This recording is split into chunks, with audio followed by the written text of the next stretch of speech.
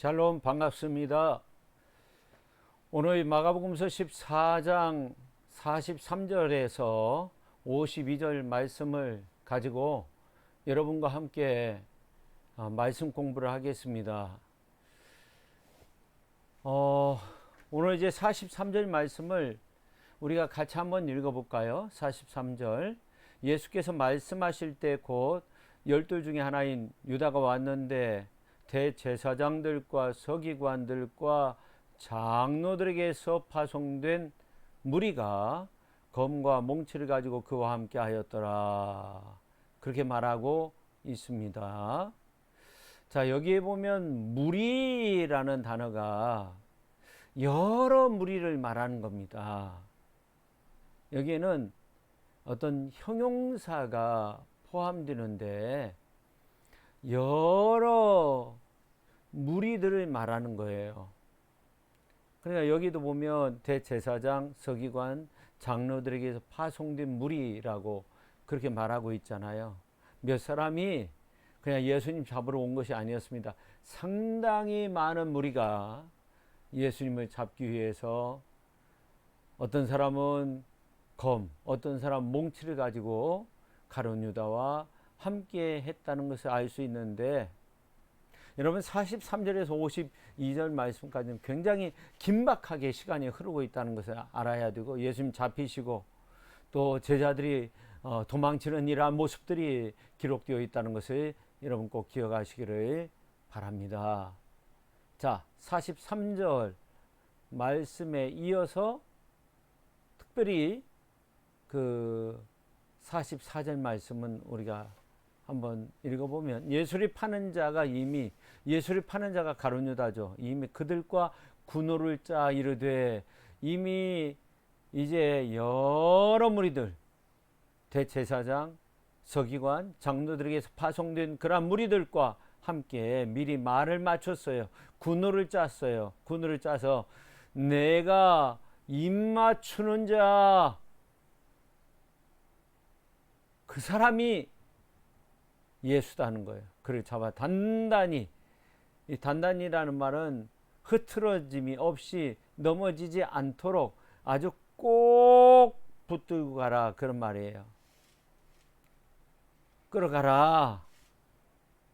근데 이 입 맞추는 것이 단순히 한 번만 딱 입 맞추는 것이 아니라 여러 번에 걸쳐서 입을 맞췄다는 그런 의미가 헬라어 성경으로 보면 기록이 되어져 있습니다. 그래서 예수님을 랍비어 부르고 입을 맞췄어요. 45절에 보면 이에 와서 곧 예수께 나와 랍비어 하고 입을 맞췄다고 그렇게 말씀하고 있습니다. 이 랍비는 유대인들이 자신들의 스승에게 말을 걸거나 인사할 때 쓰는 그러한 칭호였는데, 이 말은 예수님이 랍비로서 활동하였다는 것을 직접적으로 말하고 있는 거죠. 그리고 입을 맞췄다 하는 것은 굉장히 어떤 친분감이 있고 깊은 애정의 표시였는데, 그러한 표시 가운데 가룟 유다는 이 사람이 바로, 나와 입 맞추는 이 사람이 바로 예수라고 그렇게 미리 다 이야기를 맞춘 겁니다. 그래서 어떻게 돼요? 예수께 손을 대어 잡았다. 아주 그냥 단단히 잡았다는 것을 알 수 있습니다. 무리들은 제각기 예수께 거칠게 손을 대어서 잡았지만, 예수님은 뿌리치거나 예수님은 그들을 물리치거나 그렇게 하지 않았어요. 하나님의 구속의 사건의 그 대열에 순응했어요. 순종했어요. 따라갔어요. 당연한 수순으로 받아들였습니다. 자, 47절 같이 한번 읽어보죠. 곁에 서 있는 자 중에 한 사람이 칼로 베어 대제사장의 종을 쳐 그 귀를 떨어뜨리니라, 그렇게 말하고 있어요. 말고죠. 말고의 귀를 떨어뜨렸다는 거예요. 이 말은 단번에 칼을 빼서 떨어뜨렸다는 것을 그런 의미로서 우리가 받아들일 수 있는 겁니다. 그래서 이 마가는 이 검을 빼서 대제사장의 종의 귀를 벤 사람을 익명으로 처리하고 있어요. 그러나 마태는 최소한 그 사람은 예수님과 함께 있는 자 중에 하나였다. 오늘 말씀에 보면 곁에 서 있는 자라고 그렇게 말하고 있지만 예수님을 따라다녔던 자라고 마태복음서는 기록이 되어져 있고, 요한복음서에 보면 시몬 베드로다. 요한복음서 18장 10절에 보면 그렇게 말씀하고 있어요. 그러니까 왜 이렇게 했을까? 베드로가 살아있을 때, 이 마가복음서를 기록할 때는 베드로가 살아있을 때고 제자들도 어느 정도 활동을 하고 있을 때니까 그들을 보호해 주기 위해서, 그 신변의 위험이 닥치지 않도록 하기 위해서 익명으로 모호하게 처리했다, 그렇게 주장하는 사람들도 있습니다. 아무튼 요한복음서 18장 10절에 보면 그 사람이 시몬 베드로인데, 시몬 베드로가 대제사장의 그 종이었던 말고의 귀를 베었다, 그렇게 말하고 있는 겁니다. 자, 그러면서 검을 빼어서 쳐서 떨어뜨렸다, 그렇게 말하고 있어요. 단칼에 아주 순식간에 일한 일이 있었다는 것을 알 수 있습니다. 자, 그러면서 47절에 있는 말씀을 보면 대제사장의 종을 쳐, 그렇게 말하고 있는데, 대제사장의 명령에 따라서 예수님을 체포하기 위해서 파견된 자였는데 그 귀가 떨어져 나갔고 예수님께서 그 귀를 즉시 고쳐 주셨어요. 그래서 말고가 계속적으로 성전 안에서 봉사의 직무를 할 수 있도록 자비를 베풀어 주셨어요. 자신을 잡으러 온 사람을 살려준 거죠. 그러면서 예수님이 오늘 48절에서 49절 말씀을 하십니다. 자, 48절, 예수께서 무리에게 말씀하여 이르시되 너희가 강도를 잡는 것 같이 검과 몽치를 가지고 나를 잡으러 나왔느냐? 내가 날마다 너희와 함께 성전에 있으면서 가르쳤으되 너희가 나를 잡지 아니하였도다. 그러나 이는 성경을 이루려 함이니라 하시더라. 그렇게 말씀하고 있어요. 여기 보면 강도를 잡는 것처럼 예수님을 결박했다는 것을 알 수 있습니다. 검을 사용했습니다. 몽치를 가지고 나왔습니다. 예수님을 단단히 결박시켰습니다.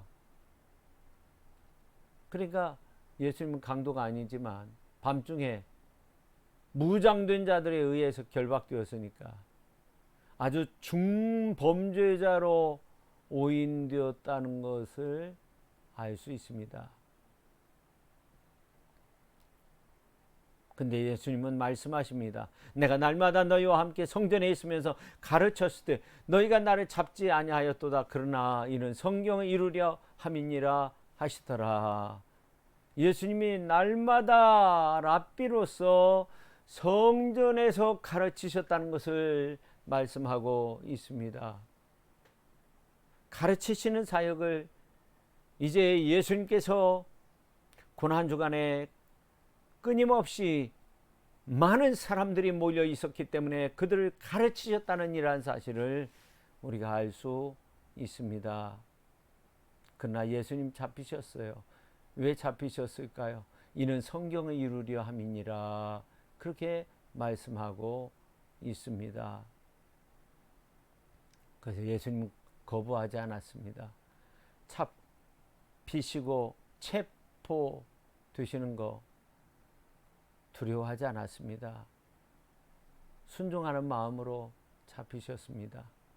근데 제자들은 어떻게 됩니까? 제자들이 다 예수를 버리고 도망쳤다고 그렇게 말하고 있어요. 한 청년은요, 51절에 보니까 벗은 몸이었는데 배 혼이불을 두르고 있었어요. 이 배 혼이불을 두렀다는 것은, 이 배 혼이불은 상당히 가치가 있는 아주 고운 천을 말합니다. 이러한 것으로 이제 잠옷을 만들어 입거나 아주 소중한 전인데 이 배 혼입으로 들고 있었던 사람은 굉장히 부유한 사람이었다는 것을 나타내 주기도 한답니다. 근데 벗은 몸으로 도망쳤다. 얼마나 긴박하게 그때 당시에 사건이 진행되었는지 우리가 알 수 있는 겁니다. 여러분, 우리가 이 땅 가운데 살 때 언제나 예수님을 배반해서는 안 됩니다. 예수님을 두고 도망쳐서도 안 됩니다. 항상 예수님과 함께 해야 됩니다. 예수님 편에 서야 됩니다. 예수님의 복음 사역을 위해서 힘쓸 수 있는 그런 자세가 필요한 겁니다. 예수님 말씀하셨습니다. 시험에 들지 않게 깨어있어 기도하라. 우리가 깨어있어서 기도하는 것이 중요합니다. 시험에 들어서 시험에 빠져서는 안 됩니다. 언제나 깨어서 하나님 나라 영광 위해서 우리가 힘쓰며 하나님의 어떤 구원의 역사들이 이루어가기 위해 노력할 수 있는 그러한 훌륭한 삶의 모습을 이루어갈 수 있는 그러한 훌륭한 믿음의 사람들이 다 될 수 있기를 예수님의 이름으로 축원합니다. 자, 이 시간 제가 기도 한번 하겠습니다. 하나님 아버지 감사드립니다. 오늘 말씀을 보면서 가룟 유다와 같이 예수님의 제자들과 같이 예수님을 저버리고 예수님을 배반하고 예수님께 거짓 입맞춤을 하면서 이 사람이 바로 예수라고 이 사람을 단단히 결박하라고 그렇게 말했던 가룟 유다와 같은 그러한 믿음 없는 자가 되지 않게 하시고 언제나 믿음 있는 자로서 주님과 함께하며 훌륭한 신앙의 길을 걷는 하나님의 백성들, 하나님의 권속들이 다 될 수 있도록 성령 하나님께서 함께하여 주옵소서. 예수님의 이름으로 기도하옵나이다. 아멘.